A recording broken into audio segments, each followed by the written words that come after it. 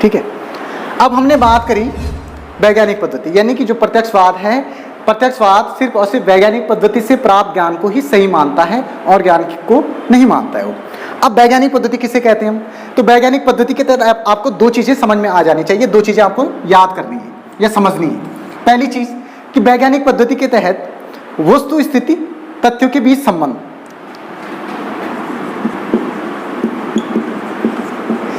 कहने का मतलब यह है कि हमने बोला कि प्रत्यक्षवाद वैज्ञानिक पद्धति पर आधारित ज्ञान को ही सही मानता है और ज्ञान को सही नहीं मानता। अब वैज्ञानिक पद्धति क्या है? तो वैज्ञानिक पद्धति को समझने के लिए देख लीजिए, वैज्ञानिक पद्धति मतलब कि वस्तु स्थिति और तथ्य के बीच संबंध। वैज्ञानिक पद्धति के तहत पहली चीज जो वस्तु स्थिति है, वैज्ञानिक पद्धति उस वस्तु स्थिति और तथ्यों के बीच संबंध को जोड़ने की बात करती है। वस्तु स्थिति क्या है? आप कहां पे खड़े हो, ठीक है। तथ्य क्या है? जहां पे आप खड़े हो, आप सड़क पे हो, ठीक है, या फिर आप किसी गाड़ी में हो, ठीक है, और उससे आपके मेन मार्केट की दूरी कितनी है। तथ्य का मतलब इसमें हम कोई भी एग्जांपल ले सकते हैं। वस्तु स्थिति और तथ्यों के बीच के संबंध, या इसको आप इस तरीके से भी जोड़ सकते हैं कि भाई वस्तु स्थिति, सपोज आप आटा देख लीजिए या चावल देख लीजिए, आटा है तो ये क्या है? वस्तु है। अब वस्तु स्थिति और तथ्यों के बीच संबंध, तो जब हम रोटी बनाते हैं, ठीक है, तो उस रोटी बनाने से संबंधित हम उसमें जो क्रिया करते हैं, कितना पानी डालें, वो तथ्य है। कितना पानी डालें, कैसे उसकी प्रक्रिया के तहत हम करें, इसके तहत आप और भी बहुत सारे एग्जांपल दे सकते हैं। मैं मोटे मोटे तौर पे आपको समझा रहा हूं। तो कहने का मतलब यह कि वस्तु स्थिति का मतलब अगर कोई वस्तु है, ठीक है, तो उस वस्तु की स्थिति क्या है, उस वस्तु की स्थिति क्या है, वो कौन सी स्थिति में है, ठीक है, और उसके साथ तथ्यों का संबंध किस तरीके से है, तथ्यों को जोड़ने की कोशिश की जाती है उसमें। कि तथ्य का मतलब यह है कि वो जो वस्तु है वो किस अवस्था में है, उसका टेम्परेचर कितना है, उसका टेम्परेचर इतना क्यों है, ये तथ्य है।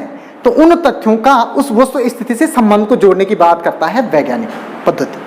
तो वैज्ञानिक पद्धति कोई भी तथ्य है, या पानी, कहीं का पानी ज्यादा गर्म होता है सपोज, तो उस पानी की वस्तु स्थिति क्या है? वो गर्म है। लेकिन तथ्य क्या है? गर्म क्यों है, कौन से रीजन है? नीचे ज्वालामुखी का नीचे स्रोत है, ज्वालामुखी के स्रोत होने से क्या होता है। तो ये वस्तु स्थिति से उन तथ्यों को जोड़ने की बात करता है। क्यों है, किस लिए है, कितनी मात्रा में है, इतनी मात्रा में है तो क्यों है, पानी इतनी मात्रा में ही गर्म क्यों है, इससे ज्यादा मात्रा में गर्म क्यों नहीं है। तो वो सारे उन तथ्यों को जोड़ने की बात करता है वो वैज्ञानिक तरीके से। तो कुल मिलाकर के पहली चीज तो जो वस्तु स्थिति है, उस वस्तु स्थिति और उस वस्तु स्थिति के साथ जो तथ्य है, उन तथ्यों के बीच संबंध को स्थापित करने की बात करता है वैज्ञानिक पद्धति। दूसरा है वस्तु स्थिति के बारे में विस्तृत ज्ञान प्राप्त करने की एक प्रक्रिया है।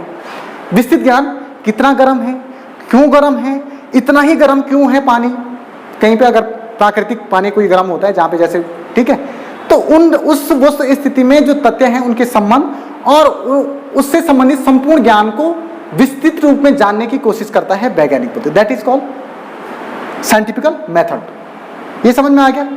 तो साइंटिफिकल मेथड का मतलब ये कि कोई चीज है तो उस चीज के साथ जो तथ्य जुड़े हैं उनको कोरिलेट करने की कोशिश करता है, उसको जोड़ने की कोशिश करता है, और जोड़ने के साथ साथ उसको विस्तृत रूप में समझने की कोशिश करता है।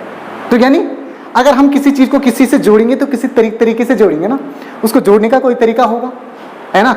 अगर हम गाड़ी में हैंडल लगाते हैं तो हैंडल को जोड़ा जाता है, उसको एक तरीके से जोड़ा जाता है, उसके फिर उसके जो पहिए होते हैं पहियों से वो इंटरलिंकेज होता है। तो यानी अगर किसी चीज को किसी वस्तु स्थिति के साथ उनके तथ्यों को जोड़ा जा रहा है तो उसके जोड़ने की प्रक्रिया क्या होती है?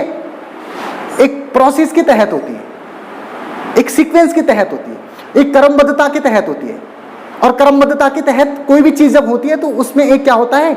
निखार आता है, उसका एक कंक्लूजन निकलता है, और वो कंक्लूजन जो होता है वो सत्यता के नजदीक होता है, एक निष्कर्ष। एग्जाम्पल के तौर पे अगर आप रोटी बनाते हो तो रोटी को एक सीक्वेंस के तहत बनाते हो, उसका एक पैटर्न होता है ना, एक सीक्वेंस के तहत हम रोटी बनाते हैं। तो सीक्वेंस के तहत रोटी बनाने का एक रोटी का लास्ट में एक निष्कर्ष निकलता है कि रोटी मिल रही है। बिना सीक्वेंस के करोगे तो आप क्या हो जाएगा? खराब हो जाएगा वो। अब उस रोटी बनाने का जो सीक्वेंस है उसकी आप बार बार जांच कर सकते हो। इस बार मैंने जो रोटी बनाई थी उसमें पानी थोड़ा ज़्यादा मैंने डाल दिया था आटा गूंथते समय, और ये थोड़ा सा गीली हो रही थी, बनाने में दिक्कत हो रही थी, तो उसकी आप बार बार जांच भी कर सकते हो। तो यानी आटा था, आटे के साथ आपने जो तथ्य जोड़े, वस्तु स्थिति के साथ आपने जो तथ्य जोड़े और उनका जो संबंध आपने बनाया, ठीक है, तो वो एक तरीके से बनता है, एक सीक्वेंस के तहत, जिसमें और सीक्वेंस वैज्ञानिकता को प्रेजेंट करती है। और वैज्ञानिकता क्या मांग करती है? सत्यता की जांच करती है, या सत्यता को निकालने की कोशिश करती है। तो कुल मिलाकर के विज्ञान का मतलब क्रमबद्ध ज्ञान, और क्रमबद्ध ज्ञान का मतलब क्या है? क्रमबद्धता से क्या होता है? सत्यता के नजदीक पहुंचा जाता है। रोटी बनाने का क्रमबद्ध तरीका क्या होता है? आपको लास्ट में कंक्लूजन देता है ना, वो सत्य के करीब, वो आपको एक अनुभूति दे रहा है, उसका एक निष्कर्ष निकल गया कि भाई आपने पहले आटा निकाला, फिर उसको छन्नी से छला, फिर आपने छन्नी से छलने के बाद क्या किया? उसको पानी डाला, पानी भी आप थोड़ा थोड़ा डालते हो, उसे गूंथते हो, थोड़ा थोड़ा मिला करके। एक ही बारे में पूरी अगर बाल्टी डाल दोगे तो क्या हो जाएगा? खराब हो जाएगा ना। तो एक पर्टिकुलर तरीका है, और उस तरीके से आपको सीक्वेंस, उस सीक्वेंस से आपको एक निष्कर्ष पे आप पहुंच रहे हैं। और निष्कर्ष क्या होता है? सत्यता के करीब होता है, और विज्ञान सत्यता की डिमांड करता है। तो इसलिए भी यहाँ पे भी क्या किया जा रहा है कि वैज्ञानिक पद्धति से जो वैज्ञानिक पद्धति क्या करती है, जिन तरीकों से वस्तु स्थिति और उसके बीच संबंध को क्रिएट करती है, वो तरीका क्या होता है? वो वैज्ञानिक होता है, वो एक क्रमबद्ध व्यवस्थित तरीके से होता है, और वो सत्यता के नजदीक होता है, जिसको हम विज्ञान के रूप में जानते हैं। तो इसीलिए प्रत्यक्षवाद इसका समर्थन करता है, वैज्ञानिक पद्धति का। ये समझ में आ गया?